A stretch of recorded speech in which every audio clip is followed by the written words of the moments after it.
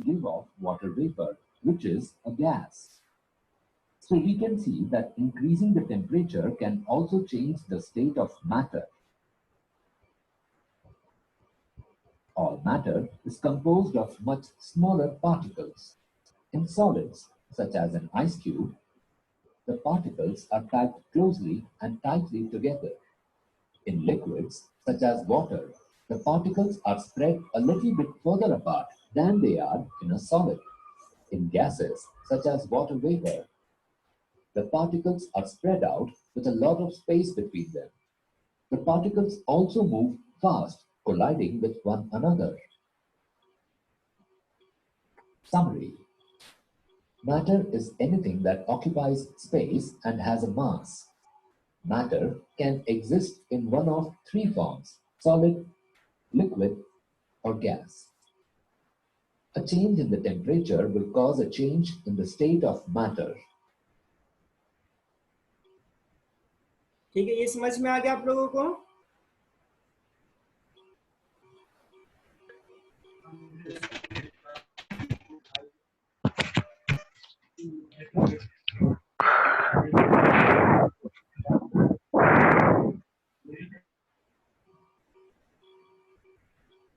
Homogeneous mixtures. A mixture is a physical combination of two or more substances. The substances within the mixture won't form any sort of chemical bond. Instead, they are simply mixed together. Air, for example, is a mixture of different gases such as oxygen, carbon dioxide, nitrogen, and water vapor.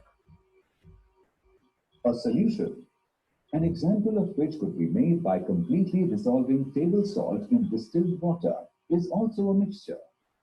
Based on the distribution of their components, mixture can be categorized as either homogeneous or heterogeneous.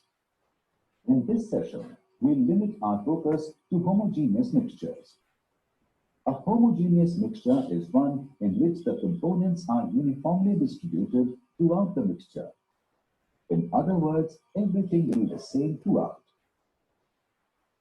In salt and water mixture, the table salt, known by its chemical name as sodium chloride, has been completely dissolved in water, and all of the liquid appears as one single medium or phase.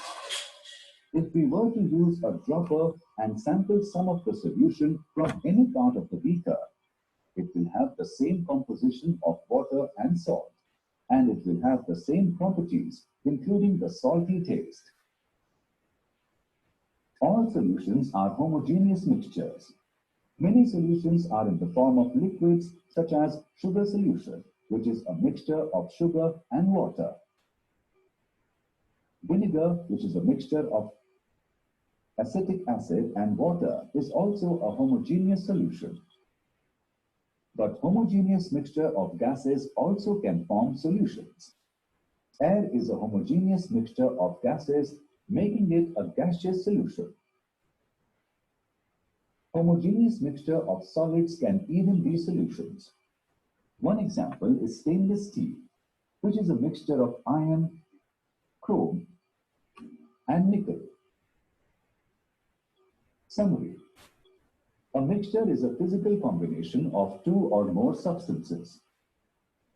A homogeneous mixture is a mixture in which the components are distributed uniformly throughout.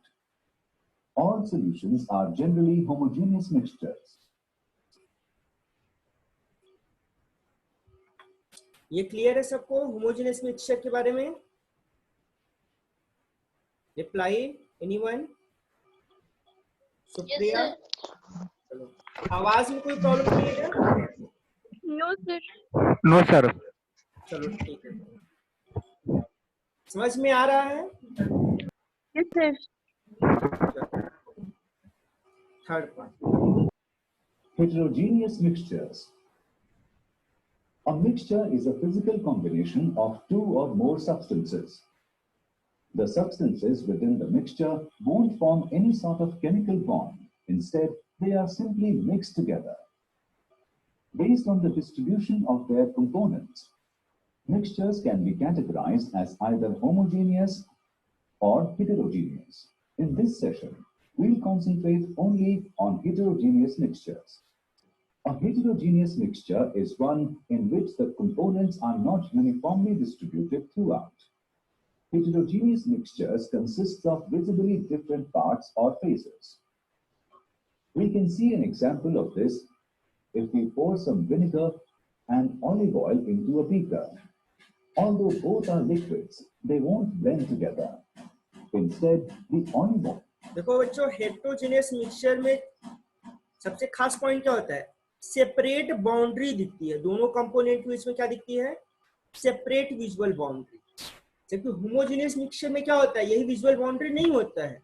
जैसे sugar और water dissolve हो जाएंगे तो उसमें आपको कोई boundary नहीं दिखेगी कि where is sugar, where is water.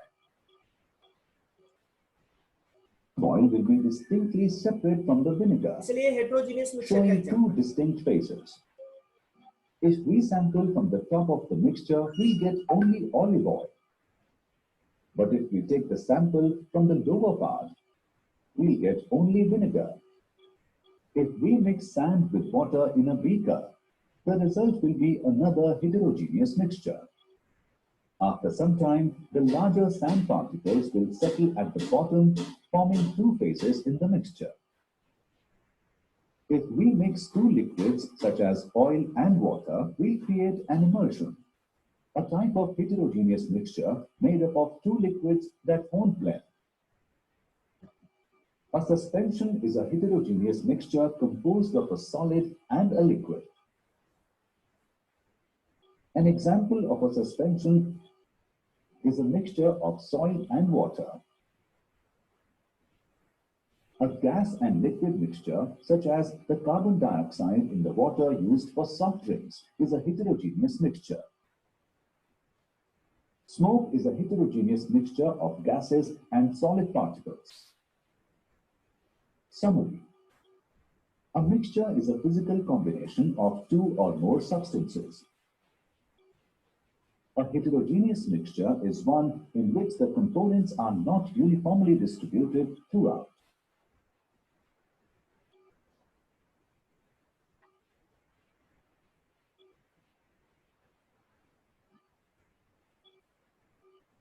Last part, Pure substances and mixtures. इसे हम लोग डिस्कस कर चुके हैं। We know all substances are made This is of for matter. revision Wood, purpose. for example, is a solid substance, while water is a liquid substance.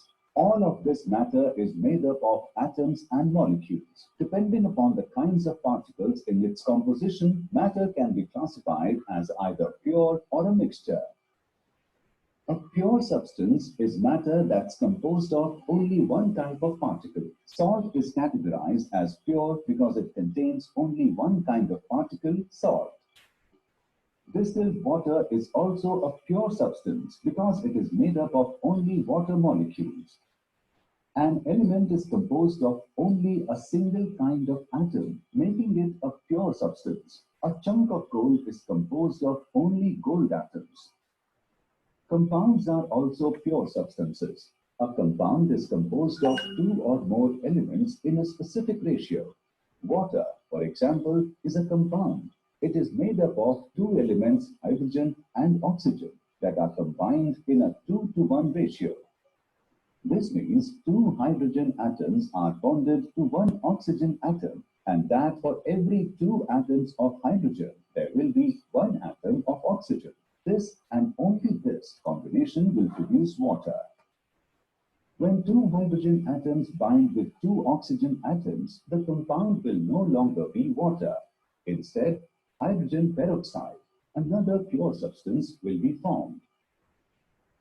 Mixtures are physical combinations of two or more pure substances. When we dissolve sugar, a pure substance, in distilled water, a second pure substance, the result will be a mixture.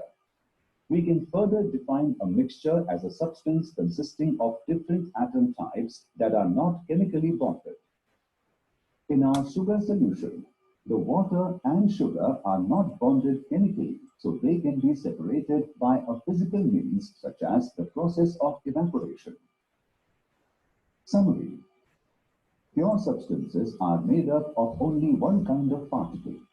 Elements and compounds are pure substances.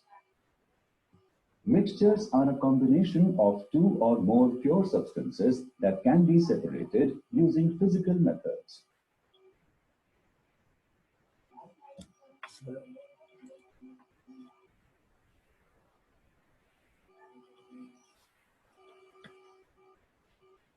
चलो इसका reply आप लोग करो। Pure substance और mixtures को separate करना है। Salt pure substance में ले जाएं कि मिक्सचर में? Reply fast. Sir, pure substance. चलो Excellent. एक्सीलेंट। एस्टिक एसिड किसमें ले जाएं? प्योर सब्सटेंस की मिक्सचर?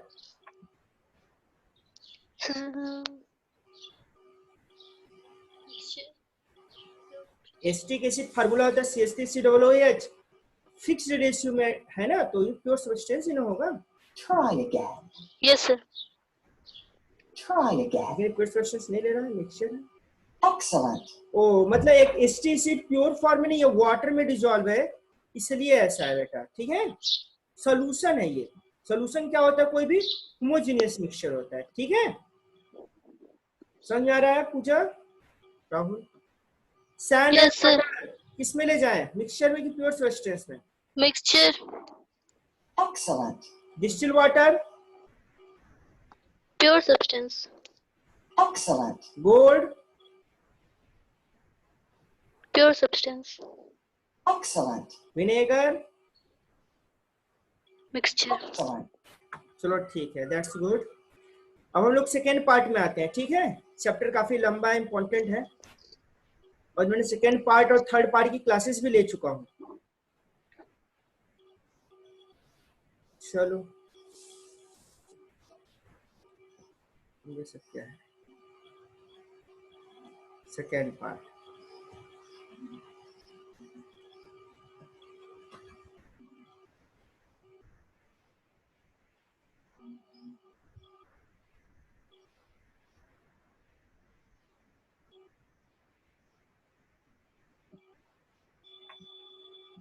हम लोगों ने ये स्लाइड डिस्कस कर ली थी। Physical and chemical properties, SI unit, mass, volume, temperature, ये सब तुम लोग डिस्कस कर लिया था ना, जो रेगुलर क्लास करते हैं। पूजा, Yes, sir. नेपाली, ये तो स्लाइड ना दिखाएं, फिर आगे बढ़े। चलो क्विज करते हैं, इससे रिलेटेड क्वेश्चंस आप लोग सॉल्व करो। Right the properties of matter. अब तो राइट तो कर नहीं पाओगे, बताओ मैटर का डिफिनेशन बता दो। Nancy, what is definition of matter?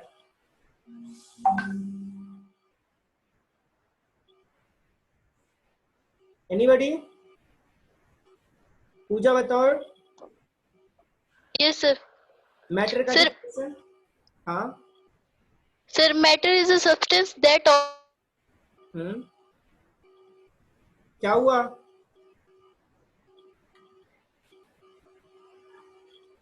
चलो ठीक है, next question. What is the SI unit of mass? Sir, kg. KG, very good. Explain the derivative unit volume, density and temperature. तो वॉल्यूम का unit क्या होगा? Metre. Sir, meter cube. और density का? Density का मीटर क्यूब। हाँ kg per meter cube. Temperature तो kelvin है, वो तो एसआई ही है। Yes, sir. Define unit of measurement. ये मेजरमेंट क्या होता है? यूनिट। ये कौन चला रहा है भाई? पेन।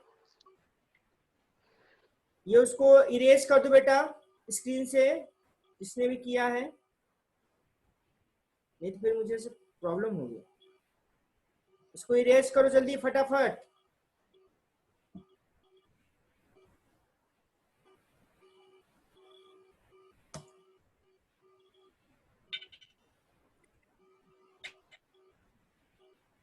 किसने शैतानी की है? चलो अच्छा, टाइम वेस्ट नहीं करते, नेक्स्ट क्वेश्चन आते हैं। इंटेंसिव प्रॉपर्टी, ये तो आप लोगों के सिलेबस में नहीं है। इंटेंसिव एक्सटेंसिव प्रॉपर्टी, अच्छा बता देते हैं। इंटेंसिव प्रॉपर्टी वो प्रॉपर्टी है जिसकी क्वांटिटी किस पे डिपेंड करे, मास पे डिपेंड करे, ठीक है। और एक प्रॉपर्टी और होती है जिसको बोलते हैं एक्सटेंसिव, नहीं सॉरी इंटेंसिव, जो होता है मास पे डिपेंड ना करे, जैसे कि टेम्परेचर। टेम्परेचर क्या मास पे डिपेंड करता है? नहीं नो करता। सर। लेकिन वॉल्यूम हो गया, मास खुद गए, तो उसको बोलेंगे एक्सटेंसिव प्रॉपर्टी, जो मास पे डिपेंड करेगा। ये तो टाइम, ये क्विज है क्या? हाँ ये क्विज है जिसको मुझे तलाश किया। Candela is the unit of which quantity? ये 4 ऑप्शन से आंसर दो। Sir temperature. Candela luminous intensity ना, क्लियर? सब कोई जुड़े हो ना?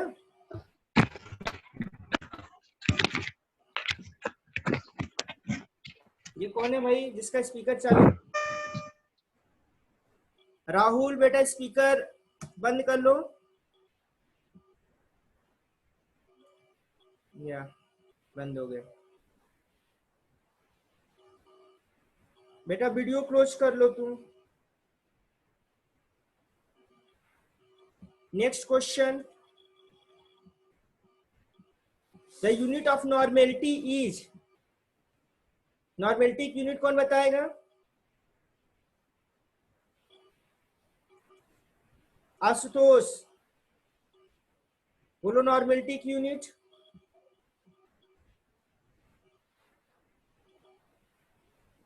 ग्राम पर लीटर।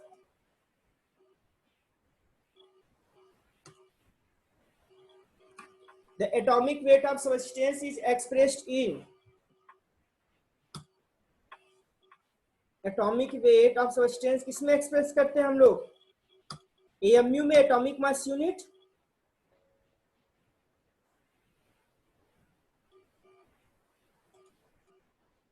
अच्छा आवाज आ रही है कि नहीं मेरी? सर आ रही है। हाँ तो आप लोग रिप्लाई नहीं कर रहे हो। Among the following 4 options, the one correct expression is 1 liter is equal to 1 decimeter cube, 1 liter is equal to 10 decimeter cube, 1 liter is equal to 1 meter cube। इसका करेक्ट आंसर आपको बता दें, डेसीमीटर क्यूब है, NCERT में दिया हुआ, metre cube नहीं होगा। क्लियर है? अच्छा 32 क्वेश्चन, क्वेश्चन आंसर चलने देगी, बदल दे टॉपिक। 32 क्वेश्चन, अभी 5 क्वेश्चन सॉल्व किए हैं।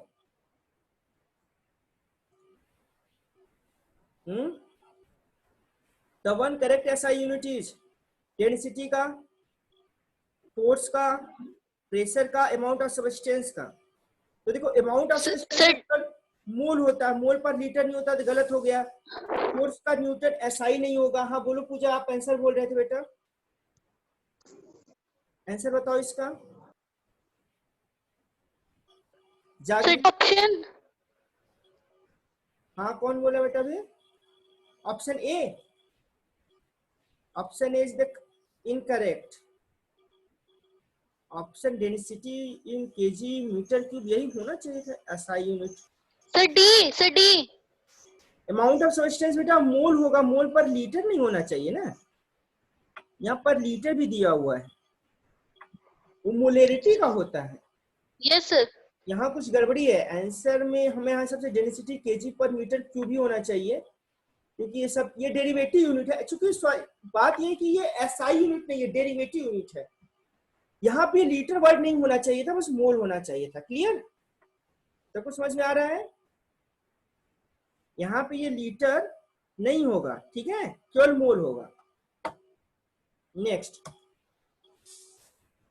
The molarity is expressed in, इसका आंसर बताओ। अच्छा ये कौन बार बार स्क्रैच कर रहा है? अच्छा तो मैं ही स्क्रैच कर, ये कौन स्क्रैच कर रहा है बार बार? जिसने भी किया इसको इरेज करो बेटा,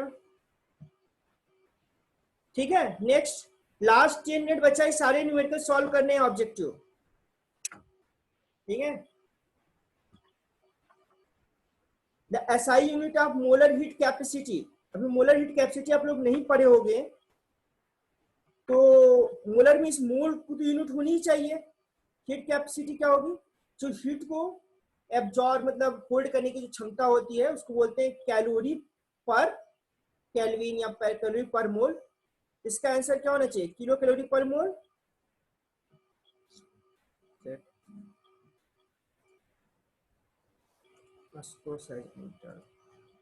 ये गलत है, kilo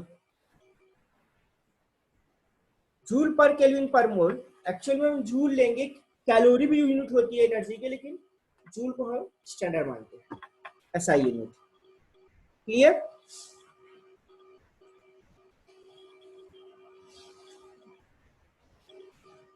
measurement of the current will be more accurate when it is measured by. Current को किससे मेजर करते हैं? मिलीमीटर। देखो यहाँ करेंट को हम एमीटर से मेजर करते हैं, लेकिन मोर एक्यूरेट कब होगा? जब हम उसको मिलीमीटर से मेजर करेंगे और स्मॉल यूनिट से मेजर करेंगे। जितना ज्यादा वो स्मॉल स्केल को कर सकता है मेजर, ठीक है, उतना ही वो ज्यादा क्या होगा? बेटर होगा।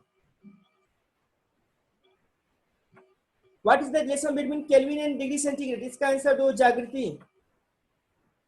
केल्विन एंड डिग्री सेंटीग्रेड का रिलेशनशिप क्या है? A B C D. Reply Pooja. Sir option D. That's good, option D होगा।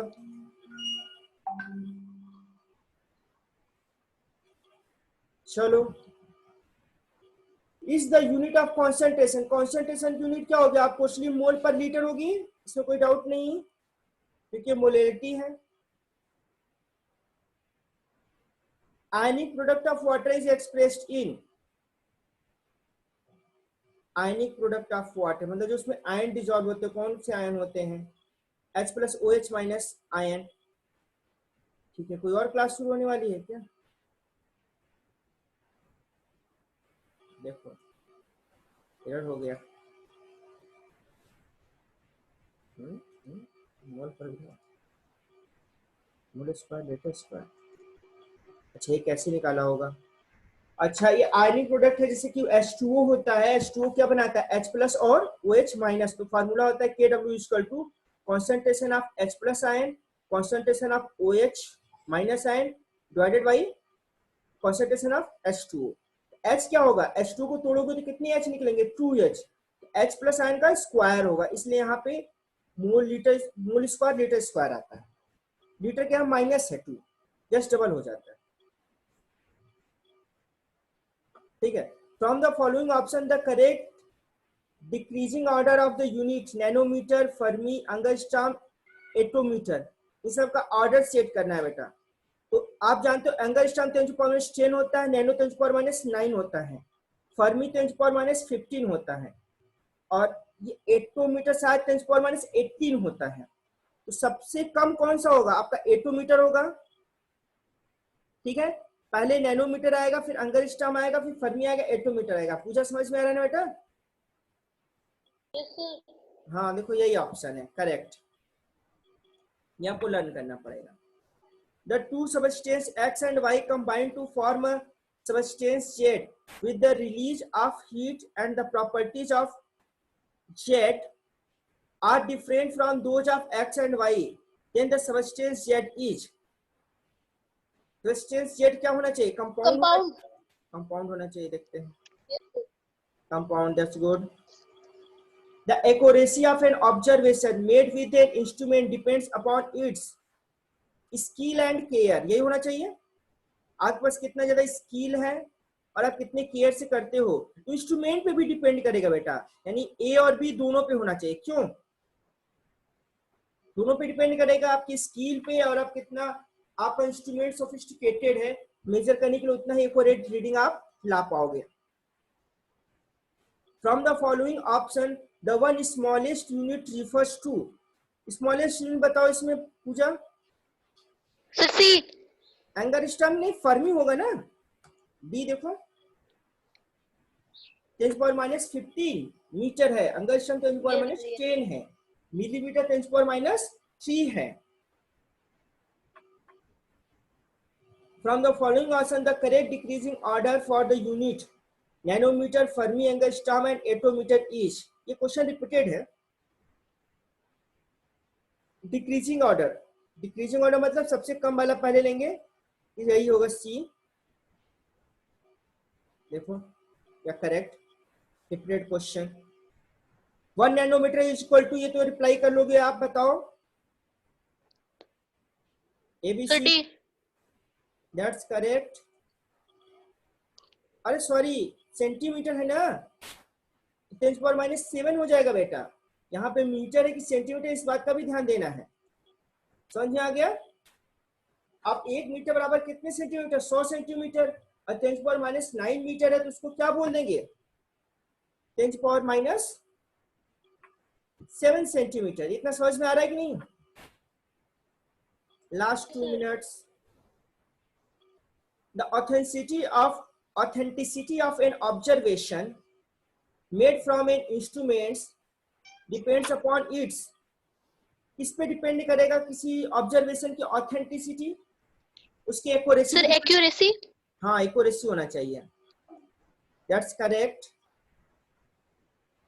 Physical change refers to, examples दिया, कौन सा चेंजेस फिजिकल चेंजेस है? कोरोजन ऑफ मेटल, ये तो केमिकल है क्योंकि एक बार मेटल कोरोड हो गया तो वापस नहीं जा सकता। बर्निंग ऑफ कार्बन, ये भी क्या है? केमिकल है। Burning of sulphur in air, burning भी क्या है? केमिकल है। Conversion of white phosphorus to red phosphorus, ये क्या है आपका? ये फिजिकल है क्योंकि white phosphorus to red phosphorus, red phosphorus white phosphorus आपस में इंटर कन्वर्जेबल हो जाएगा। 1 kg is equal to how many microgram? इसका आंसर दो। 10⁻⁶ माइक्रोग्राम तो 10⁻, अच्छा 1 ग्राम इज इक्वल टू 10⁻⁶ ग्राम होता है, तो 1 kg इज इक्वल टू 10⁻⁹ ग्राम होगा बेटा। ठीक है, अभी गलत है, ठीक है। अच्छा +9 दैट्स करेक्ट। क्लियर? +9 होगा पॉजिटिव में। चलो लास्ट 1 मिनट, एक क्वेश्चन ये आखिरी देख लेते हैं। 10⁻⁻12 मीटर में बी रिटन एज, इसका आंसर पूजा। 1 पिकोमीटर। हाँ करेक्ट, पिकोमीटर। एक और question, the unit of electrochemical equivalent is, electrochemical gram per coulomb होना चाहिए। करेक्ट। कूलाम क्या होता है? इलेक्ट्रिसिटी है, Q = IT, चार्ज का यूनिट है, और इक्विवेलेंट इसलिए ग्राम में कर दिया तो ग्राम पर कूलाम हो जाएगा। From the following option the one smallest unit refers to, यहाँ पे स्मॉलेस्ट यूनिट क्या होगा?